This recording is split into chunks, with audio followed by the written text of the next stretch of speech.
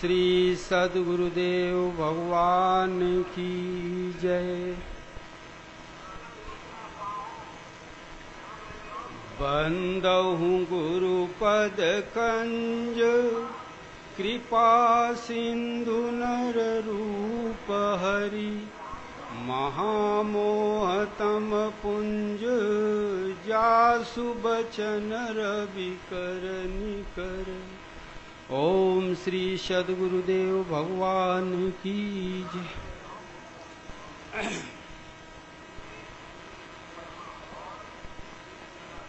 भारत में संत महापुरुषों ने हमारे आपके लिए जो शास्त्र लिख छोड़ा है वो दो तरह के हैं।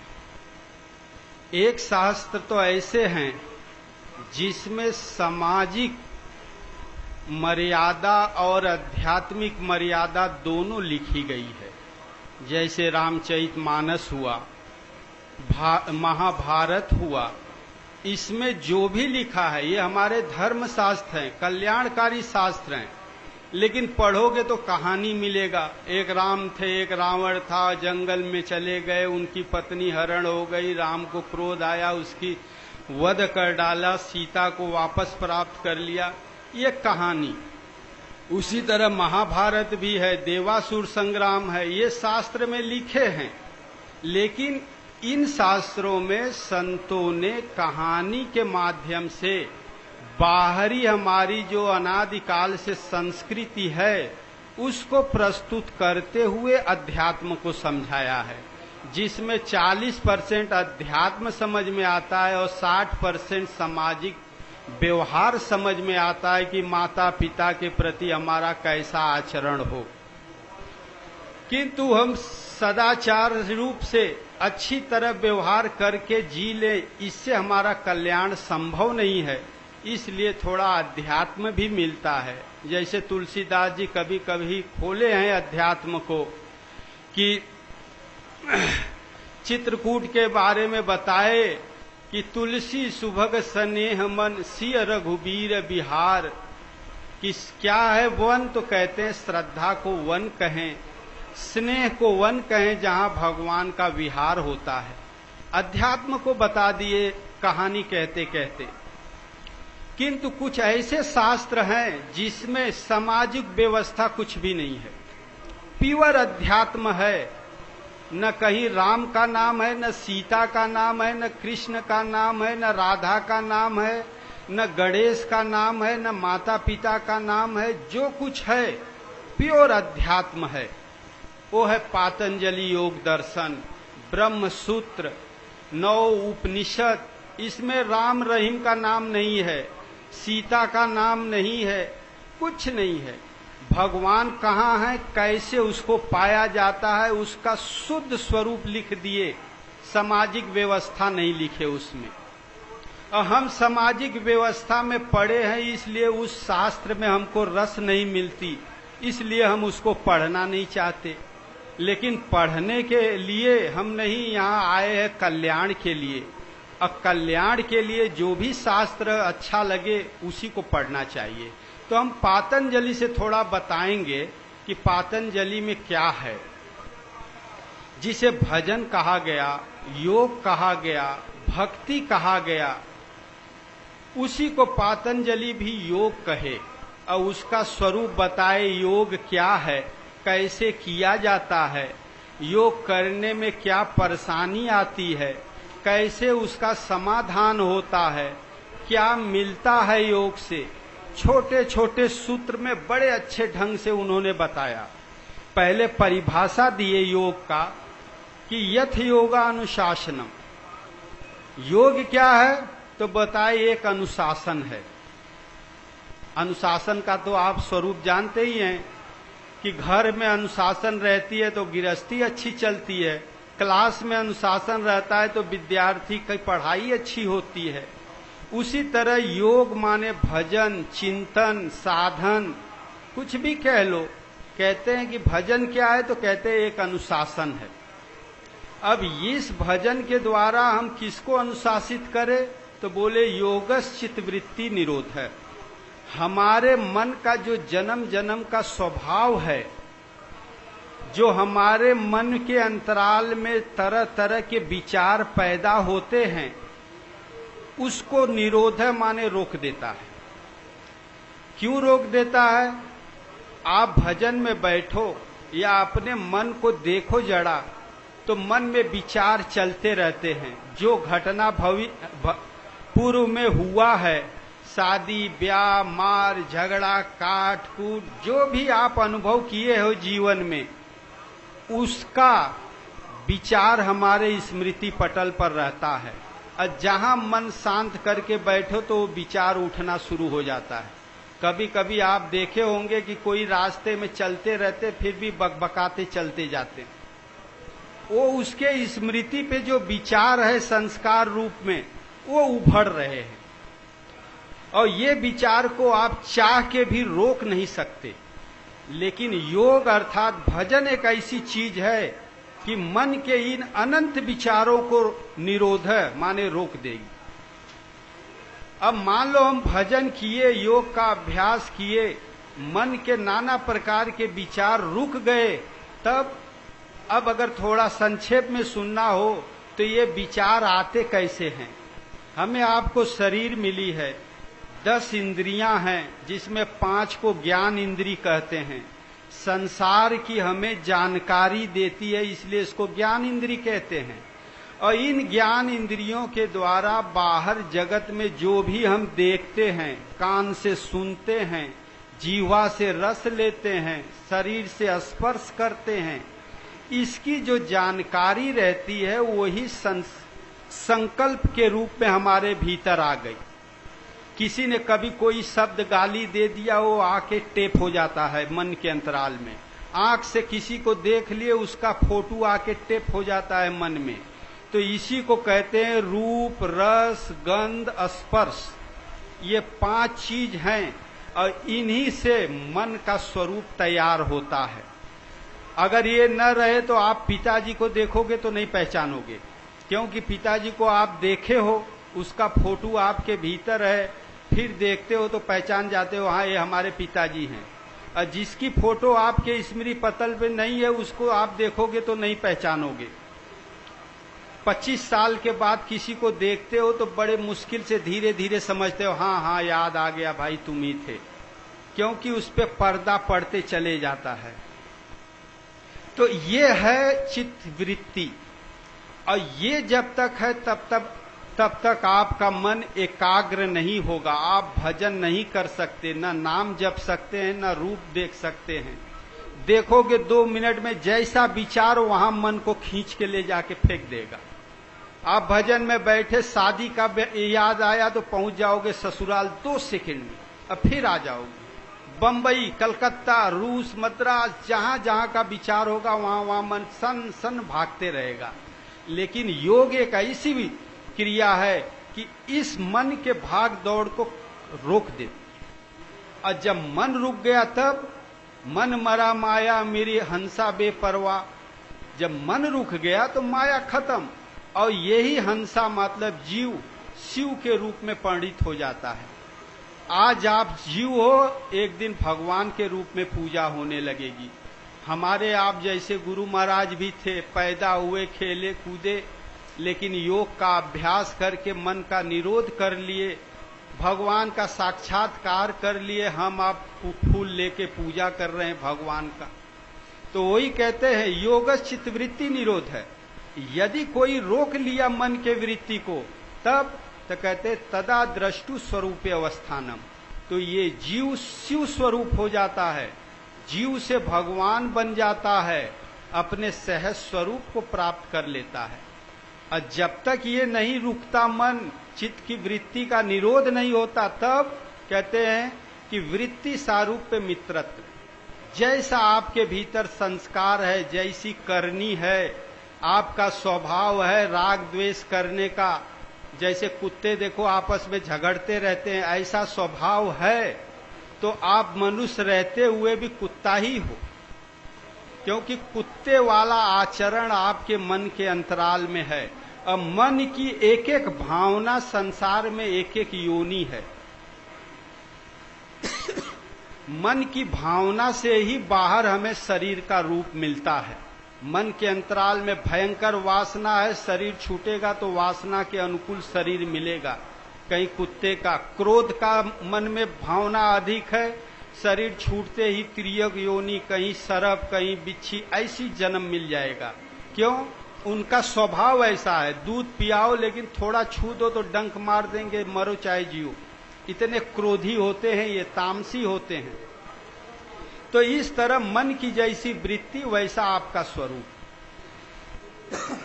अब ये देखना है कि इस योग में, भजन में करना क्या होता है। तब बताए कि अभ्यास वैराग्याभ्याम तद निरोध है। दो चीज करना पड़ता है भजन चिंतन में, अभ्यास और वैराग्य। अभ्यास क्या है तो उसका स्वरूप बताए कि यत्र स्थितो यत्नो अभ्यास है। जो मन को रोकने के लिए यत्न किया जाता है उसका नाम अभ्यास है। तो ये बताए अभ्यास का स्वरूप कि भजन में हमें करना क्या है तो बताए अभ्यास और वैराग्य। अभ्यास का क्या स्वरूप है तो बताए कि यत्र स्थितो यत्नो अभ्यास है। जो मन को स्थिर करने को, कंसंट्रेट करने के लिए जो यत्न चलता है, प्रैक्टिस चलती है, उसका नाम है अभ्यास। अब वैराग क्या है तो कहते हैं दृष्टा अनुश्रवी विषय विस्तृष्णस्य वशीकार संज्ञा वैराग्यम। कि जो जीवन में बच्चेपन से लेके अब तक हमने देखा है, जिसके बारे में सुना है, जो भोग चुके हैं, जिस भोग के बारे में सुने हैं, उसमें जो मन भागता है, आसक्त होता है, उस आसक्ति के त्याग को वैराग्य कहते हैं। आप भजन करोगे, मन को एकाग्र करोगे नाम में, रूप में, तो जो जो आप अनुभव किए हो घर गृहस्थी में रह के, वहां वहां मन का लगाव है, मन भागेगा, वहां से मन के उस लगाव के त्याग का नाम वैराग्य है। अब इस अभ्यास वैराग का ही नाम है योग, भजन। तीन चीज बताए। योग क्या है तो बताए कि एक अनुशासन है जो मन की अनंत भावनाओं को रोक देती है। रोकने से लाभ क्या? कहते हैं अपना सहज स्वरूप पालोगे। रोकने में करना क्या पड़ता है तो अभ्यास और वैराग। अभ्यास वैराग का स्वरूप बताया गया। अब जब आप अभ्यास वैराग करने लगोगे तो किस में करें? मन को कहाँ रोका जाता है? संत महात्मा मन को कहाँ लगाते हैं तब बताए। भजन ज्यादा लंबा चौड़ा चीज नहीं है, सिर्फ दो ही है, नाम और रूप। हर शास्त्र में आपको यही मिलेगा। रामायण में कहे कि नाम रूप दुयई स उपाधि अकथयनाद सुसामुझि साधी। नाम रूप दो ईश्वर की उपाधि है, ये पकड़ लो, आप ईश्वर की उपाधि को प्राप्त कर लोगे, ईश्वरी स्वरूप प्राप्त कर लोगे। भगवान कृष्ण भी साधना में, भजन में दो ही चीज बताए, ओम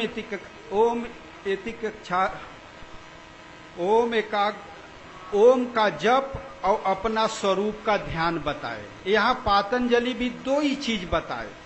आप थोड़ा ध्यान से देखेंगे तो दो ही चीज है कि इस मन को हम लगाए कहाँ तो बताए ईश्वर परिधानात् वा।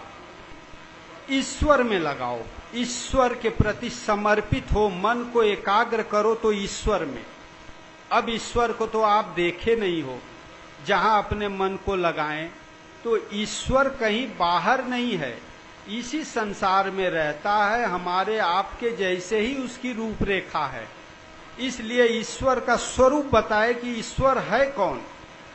ईश्वर ऐसा नहीं कि पगड़ी बांधा हो, जटाओं का गंगा निकलता हो। शंकर को ईश्वर कहा गया है ना कि मुधा बचन नहीं ईश्वर कहीं।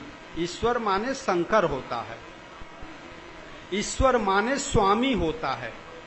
तो ईश्वर किसे कहा गया, कौन है तो बताए क्लेश कर्म विपाक आशय अपरामृष्ट पुरुष विशेष ईश्वर।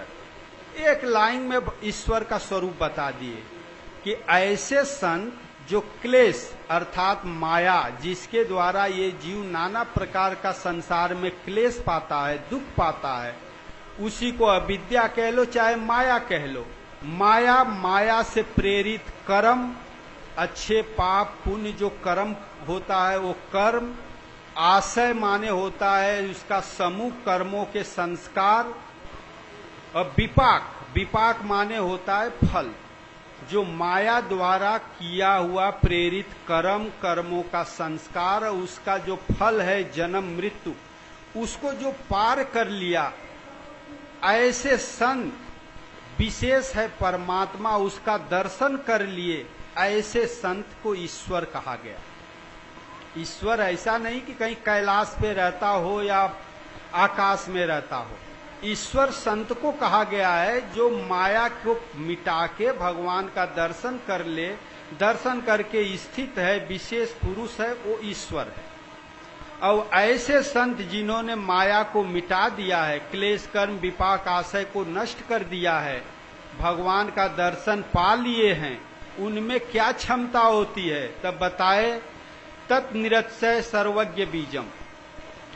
सर्वज्ञ माने सब कुछ जानने वाले, ज्ञानी जिसको कहा गया है, उनका ज्ञान सबसे महान है। वो भले पढ़े लिखे न हो, आपको एक उपदेश दे देंगे, आप भजन में लग जाओगे। ऐसा उनके पास सर्वज्ञता का स्रोत है, सर्वज्ञ ज्ञान है, और उस सर्वज्ञ ज्ञान को आप में प्रसारित करने की उनमें योग्यता है। ये है ईश्वर को प्राप्त हुए महापुरुष की विभूति। अब भविष्य में जितने भी सद्गुरु संत हुए ऐसे, उनमें यही था स्वरूप, यही गुण था, एबिलिटी यही थी। बताए, पूर्वे सामपि गुरु काले नानव छेदात। पूर्व में जितने गुरु हुए हैं उनमें यही गुरुत्व था, यही सामर्थ्य था कि वो सर्वज्ञ थे, और सर्वज्ञ ज्ञान का प्रसार करने की उनमें क्षमता थी। और ऐसे संत जो उस सर्वज्ञता की स्थिति प्राप्त कर लिए हैं, उनका जो शरीर का नाम संबोधन है, उसको आप न भी लो, उनको ओम कह दो, परमात्मा कह दो, सब ठीक रहेगा। तो कहते तस्वाचक प्रणव। जैसे कोई हमारे आप में से प्रधानमंत्री हो जाए, तो आपका घर का नाम न लेके उनको प्रधानमंत्री जी कह दो, प्राइम मिनिस्टर जी कह दो, पीएम कह दो, सब समझ जाएंगे किसको बता रहे हैं। उसी तरह जो भगवान को पा जाते हैं, उनका नाम न लेके उनको ओम से संबोधित करो, तब भी उसका स्वरूप समझ में आ जाता है। क्यों? कि ओम जपते जपते ओम स्वरूप हो जाते हैं। उनका ओमकार जिसको कहा गया है, ओम के आकार में परिणित हो गए, भगवत स्वरूप में स्थित हो गए, इसलिए उनका वाचक नाम ओम है। कृष्ण भी ओम थे, सदगुरु भी ओम है, सदगुरु के गुरु महाराज भी ओम है। ओम एक पोस्ट है, उस पोस्ट को वो पा चुके हैं। तब बताते हैं कि तज्जपस तदर्थ नाम, तदर्थ भावनम। उस ओम का जाप करें और सतगुरु का ध्यान धरें, यही दो साधन है, ओम का जाप और सतगुरु का ध्यान। अब जब आप ओम का जाप करोगे, सदगुरु का ध्यान करोगे, तो कुछ ऐसे तत्व हैं जो आपके इस अभ्यास में, भजन में सहयोग प्रदान करेंगे। कुछ ऐसी भावना है जो आपके भजन चिंतन में अवरोध पैदा करेंगे। तो एक लाइन में दोनों का स्वरूप बता दिए। इसी को बड़े बड़े शास्त्रों में, भागवत में, गीता में, महाभारत में देव असुर कहा गया, कौरव पांडव कहा गया, राम रावण कहा गया। ये संत दो चीज बताए, एक अवरोध पैदा करने वाले और एक भजन में सहयोग पैदा करने वाले। तो पहले बताए अवरोध पैदा करने वाले।